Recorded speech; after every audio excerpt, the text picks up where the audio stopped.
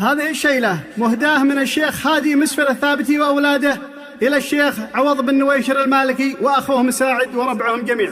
يا قوس الشعر بلغ لي تحية قلتها وابعث بها من صدق نية باسم برعد الأصيل. شيخنا الغالي عوض روحه نقية بن نويشر صاحب النفس الأبية يا راعى الله الجميل.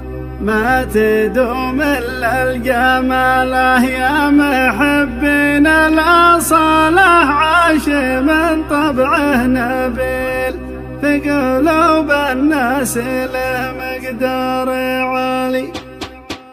يا قوس الشعر بلغ لي تحية قلتها وابعث بها من صدق نية باسم برعد الأصيل. شيخنا الغالي عوض روحه نقية بن نويشر صاحب النفس الأبية يا راعى الله الجميل. ما تدوم إلا الجماله يا محبين الأصالة عاش من طبعه نبيل في قلوب الناس له مقدار عالي. المكارم والصفات المالكية باسم